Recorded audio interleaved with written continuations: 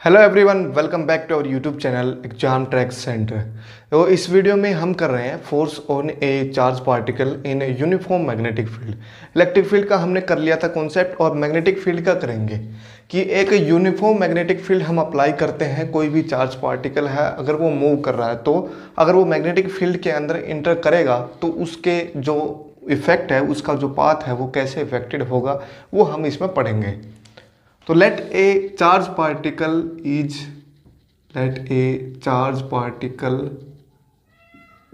of charge q, mass m, moving with velocity, let's say मैं generalise case कर रहा हूँ पहले, moving with velocity v vector in uniform magnetic field. Uniform की बात हो रही है तो यहाँ पे इसका मतलब ये है कि मैग्नेटिक फील्ड जो है वो कांस्टेंट वेक्टर है। यहाँ पे uniform magnetic field B vector, ठीक है, ये हमने मान लिया। तो वेलोसिटी मान ली, मैग्नेटिक फील्ड मान लिया, चार्ज मान लिया, मास मान लिया। अब एक चार्ज पार्टिकल के ऊपर अगर वो मोशन के अंदर है और मैग्नेटिक फील्ड के अंदर जा रहा है तो उसके ऊपर कौन सा फोर्स लगेगा? मैग्नेटिक फोर्स लगेगा। कितना लगता है भाई? हमने पढ़ रखा है वो मैग्नेटिक फोर्स जो होगा एक चार्ज पार्टिकल पे, वेक्टर फॉर्म में अगर लिखता हूं मैं क्यू वी क्रॉस बी, और इसकी डायरेक्शन किस साइड में होगी? फोर्स की direction of force is given by right hand thumb rule. Direction of force is given by right hand screw rule लिख लो, या राइट हैंड थंब रूल लिख लो, राइट हैंड स्क्रू रूल।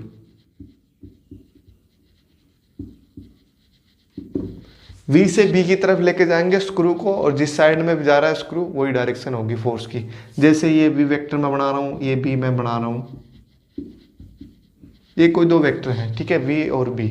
तो यहाँ पे हम स्क्रू रखेंगे और किधर से किधर जाना है? V से B की तरफ, क्योंकि क्रॉस प्रोडक्ट ये है। क्रॉस प्रोडक्ट की जो डायरेक्शन होती है वो ऐसे ही गिवन होती है, राइट हैंड स्क्रू रूल से दी जाती है।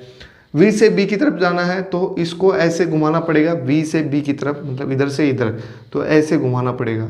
अब ये किस साइड में जाएगा? देखो ऐसे घुमाओगे तो डाउनवर्ड जाएगा, है ना, और ऐसे घुमाओगे उल्टी डायरेक्शन में तो इधर जाएगा, आउटवर्ड। तो इस डायरेक्शन, इस फिगर के अकॉर्डिंग इसकी जो डायरेक्शन होगी वो होगी डाउनवर्ड टू द बोर्ड, ठीक है। अब हम करेंगे कि अगर वेलोसिटी जो है, इसमें केसेस करेंगे, अगर वेलोसिटी जो है मैग्नेटिक फील्ड के पैरेलल है, परपेंडिकुलर है, तो क्या क्या चीज़ें होंगी, वो सब चीज़ें हम इसमें पढ़ेंगे। तो ये फार्मूला आपको ध्यान रखना है। केस 1 लिखो इसमें, if velocity vector is parallel to magnetic field vector. इसका मतलब इन दोनों के बीच में एंगल कितना होगा? 0 डिग्री होगा। तो यहाँ से मैग्नीट्यूड फॉर्म में अगर मैं इसको लिखूँ तो क्या बनता है?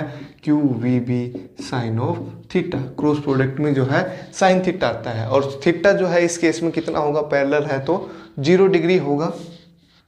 Q v B sine of 0 degree which is equal to 0।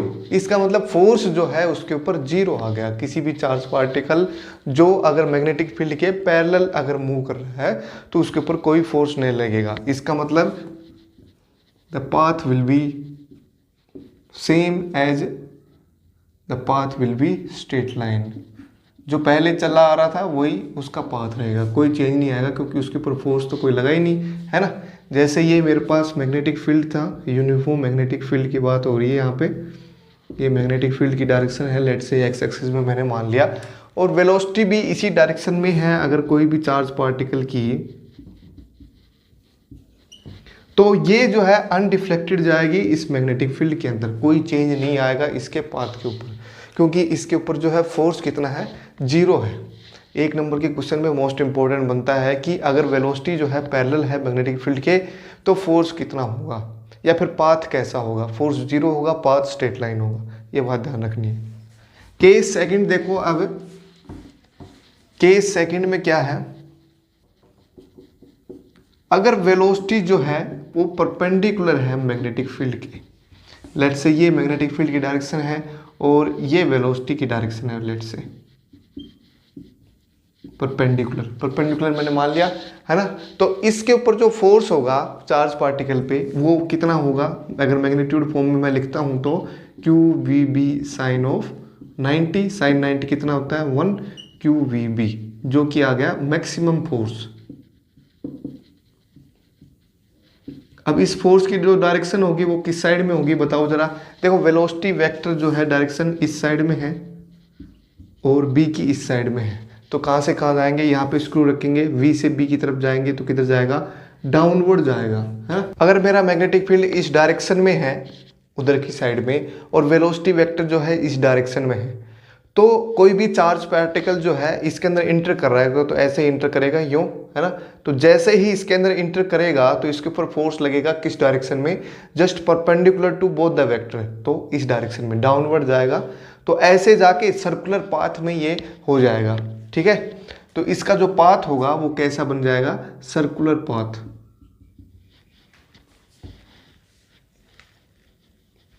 और जब तक ये सर्कुलर पाथ में रहेगा, जब तक कोई एक्सटर्नल चीज इसको रोक ना दे। तो ये मैक्सिमम फोर्स लग रहा है, इस मैक्सिमम फोर्स और इसकी डायरेक्शन जो है किस साइड में होगी, डाउनवर्ड टू द बोर्ड, है ना। तो इसकी वजह से क्या होगा, by this force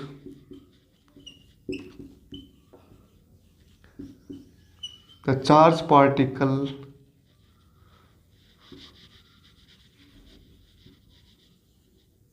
particle starts to rotate in a circle,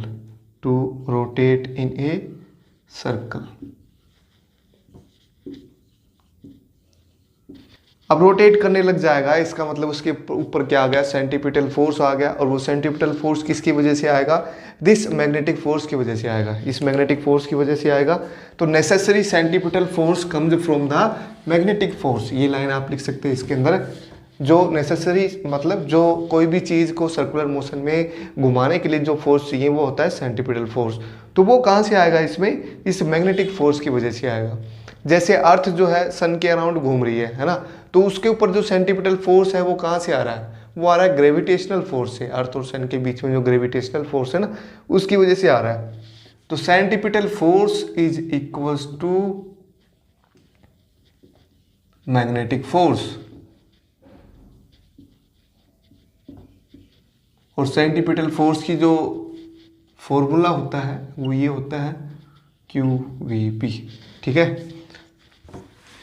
यहाँ से हम रेडियस निकाल सकते हैं इसका, तो रेडियस कितनी होगी इस सर्कुलर पाथ की, तो R की वैल्यू हम फाइंड आउट करेंगे। तो क्या होगा, एक V से V कैंसिल हो जाएगा, MV/QB, ये हमारी रेडियस आएगी। अगर मैग्नेटिक फील्ड मेरा यूनिफॉर्म है और वेलोसिटी भी कांस्टेंट है तो क्या होगा कि ये रेडियस जो है कांस्टेंट आएगी। इसका मतलब जो इसका ऑर्बिट होगा, इसका पाथ होगा, पाथ विल बी कैसा होगा, सर्कुलर पाथ। अगर इस ये रेडियस कांस्टेंट नहीं है तो इलिप्टिकल पाथ हो जाएगा, the path will B circular. और ये सर्कुलर पाथ जो है किस साइड में होगा, just perpendicular to both V and B। जैसे मैंने बताया कि इस साइड में मैग्नेटिक फील्ड है और इस साइड में वेलोसिटी जा रही है, तो ये जो सर्कल बनेगा वो ऐसे बनेगा, ठीक है, इन दोनों के परपेंडिकुलर। इसमें मैं बना नहीं सकता क्योंकि 3 डायमेंशनल फिगर है ये। अब थर्ड केस हम पढ़ते हैं इसके अंदर, केस नंबर थर्ड जो है इसके अंदर हम लेट से कुछ भी मान लेते हैं कि एंगल जो है कुछ भी है, let V is at some angle theta with B। अब इस बार मैंने कुछ एंगल मान लिया इन दोनों के बीच में, वेलोसिटी और मैग्नेटिक फील्ड के बीच में। दो केसेस तो हमने ये लिए हैं कि एक तो पैरेलल है और एक परपेंडिकुलर है, और ये केस हम कर रहे हैं कुछ एंगल के साथ। तो इस वेलोसिटी वेक्टर को मैं रिजोल्व कर सकता हूँ दो कंपोनेंट में, एक तो इस मैग्नेटिक फील्ड के पैरेलल कंपोनेंट और एक इस मैग्नेटिक फील्ड के परपेंडिकुलर कंपोनेंट। तो इस साइड में इसका कंपोनेंट कितना आएगा, जिस साइड में एंगल होता है उस साइड में कोस, और just perpendicular to it sine. तो इसको मैं लिख देता हूँ V परपेंडिकुलर और इसको मैं लिख देता हूँ V पैरेलल।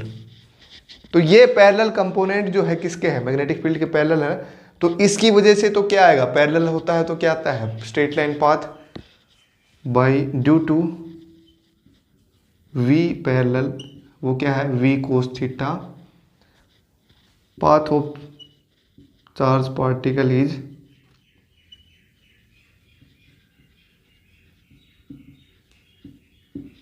Straight line. तो इस पैरेलल कंपोनेंट की वजह से तो स्ट्रेट लाइन ही आएगा, क्योंकि पैरेलल होता है तो फोर्स नहीं लगता है ना। एक कंपोनेंट और है यहाँ पे, परपेंडिकुलर कंपोनेंट। तो due to perpendicular component, perpendicular होता है तो क्या आता है, सर्कुलर पाथ आता है। The path will B, path of charge particle will be circular. अब सर्कुलर भी है और स्ट्रेट लाइन भी है, तो दोनों पाथ जो है मिलके, क्योंकि दोनों कंपोनेंट है ना इसके अंदर, तो दोनों पाथ मिलके जो है एक अलग से पाथ बनाएंगे और उसको हम क्या बोलते हैं, helical path. Straight line plus में सर्कुलर जो है दोनों मिलके क्या बनता है, helical, helix shape. Helix shape कैसे होगी, जो आपने स्प्रिंग देखी है, स्प्रिंग वो क्या होती है, एक तो स्ट्रेट लाइन आगे भी जा रही है और ऊपर से सर्कुलर ऐसे ऐसे होती जा रही है ना। 3 डायमेंशनल फिगर है तो मैं इसको बना नहीं सकता, आप इसको थोड़ा सा ऐसे बना लो।